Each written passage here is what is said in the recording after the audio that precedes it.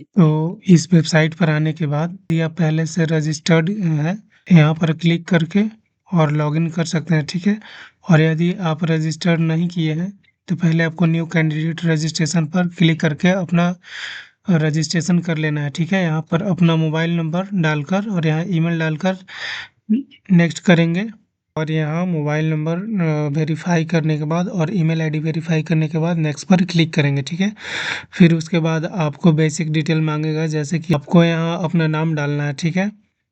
फिर यहाँ date of birth select करना है, फिर जेंडर सेलेक्ट करना है, पेरेंट्स नेम यहाँ लिखना है, फादर का, फिर यहाँ मदर का, फिर आप किस कैटेगरी से आते हैं, किस कम्युनिटी से आते हैं, आपको वो सिलेक्ट करना है, ठीक है? अब यहाँ सारी डिटेल्स फिल करने के बाद यहाँ कंप्लीट रजिस्ट्रेशन पर क्लिक करेंगे।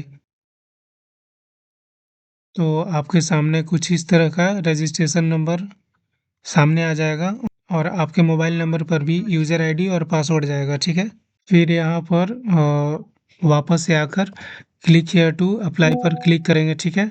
तो यहाँ पर कैंडिडेट लॉगिन पर क्लिक करके यहाँ प्रोसीड टू लॉगिन पर क्लिक करेंगे। आपने जिस नंबर से रजिस्ट्रेशन किया था, उस नंबर पर यूज़र आईडी और पासवर्ड गया होगा, उसको यहाँ डालकर और लॉगिन करेंगे, ठीक है?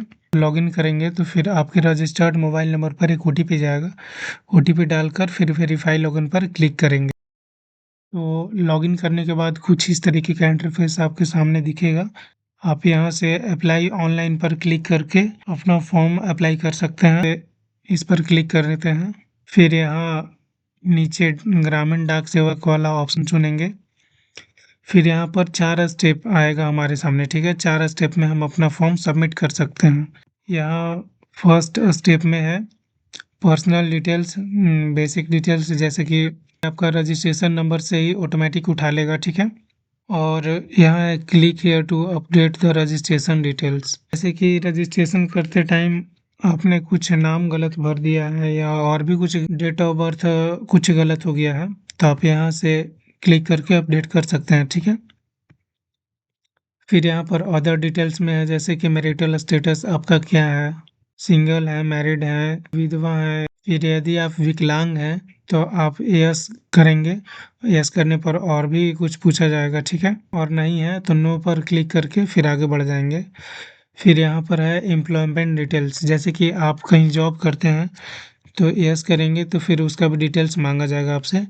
और यदि आप जॉब नहीं करते हैं तो यहाँ नो पर क्लिक करके आगे बढ़ जाएंगे। फिर यहाँ एड्रेस डिटेल्स में है प्रेजेंट एड्रेस और परमानेंट एड्रेस, जैसे कि आप जिस पते पर अभी रह रहे हैं वो आपका प्रेजेंट एड्रेस हो गया, ठीक है?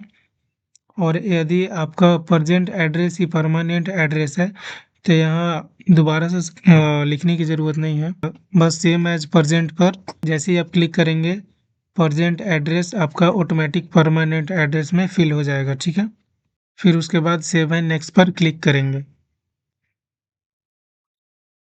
फिर यहाँ दिया जा रहा है पर्सनल डिटेल्स सेव्ड सक्सेसफुली। फिर यहाँ पर है एजुकेशनल डिटेल्स। एजुकेशनल डिटेल्स में जैसे कि किस सर्कल से अपना पढ़ाई किए थे, ठीक है? फिर आपने कौन से ईयर में 10th पास किया था, उस बोर्ड का नाम दे देना है। फिर यहाँ एसएससी मेमो नंबर में आपको लिख देना है, जैसे कि यहाँ सर्टिफिकेट नंबर आप डाल सकते हैं, रोल नंबर डाल सकते हैं और रजिस्ट्रेशन नंबर डाल सकते हैं 10th के मार्कशीट पे जो है, ठीक है? फिर यहाँ नीचे आने पर सब्जेक्ट में मार्क्स पूछा जा रहा है कि 100 में से कौन से सब्जेक्ट में कितना मार्क आया था, ठीक है? आपको जिस सब्जेक्ट में जितना मार्क मिला है आपको उतना डालकर फिर आगे बढ़ जाना है, ठीक है? और यहाँ एक सीजीपीए स्कोर है, यहाँ है इफ़ एप्लीकेबल, यदि आपके पास है तो आप दीजिए और नहीं है तो इसको नो पर ही सिलेक्ट रहने दीजिए। फिर यहाँ सेव एंड नेक्स्ट पर क्लिक करेंगे, ठीक है? फिर आपको यहाँ बताया जाएगा एजुकेशनल डिटेल्स सेव्ड सक्सेसफुली।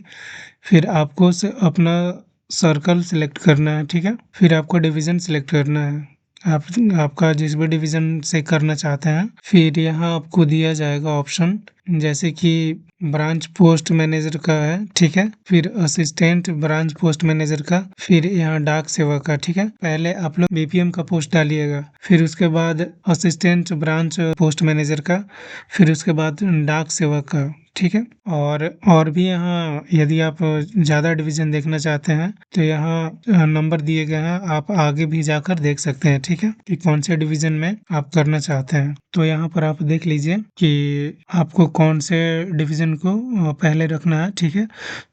मेरी सलाह माने तो आपको पहले बीपीएम का पोस्ट रखना चाहिए, ठीक है? उसके बाद फिर एबीपीएम का, फिर उसके बाद डाक सेवक का। बीपीएम का पूरा नाम होता है ब्रांच पोस्ट मैनेजर, एबीपीएम का पूरा नाम होता है असिस्टेंट ब्रांच पोस्ट मैनेजर, और डाक सेवक तो आप जैसे ही जानते ही हैं। तो पहले बीपीएम का सिलेक्ट कर लेते हैं और फिर उसके बाद एबीपीएम का, आफ्टर दैट डाक सेवक। अब ये चीज़ फिल करने के बाद हम यहाँ सेव एंड नेक्स्ट पर क्लिक करेंगे, ठीक है? Reference form saved successfully. हम लोगों को यहाँ फोटो और सिग्नेचर अपलोड करना है, ठीक है? तो फोटो और सिग्नेचर अपलोड करने का गाइडलाइन क्या है वो चलिए देखते हैं। तो आप देख सकते हैं कि आपको जो फोटो का साइज रखना है वो 320 बाई 400 पिक्सल रखना है, और सिग्नेचर का साइज रखना है 300 बाई 120 पिक्सल होना चाहिए, ठीक है? फोर्थ स्टेप में आपको अपलोड फोटो एंड सिग्नेचर करना है, ठीक है? तो यहाँ पर फोटो को सिलेक्ट कर लेंगे, ठीक है?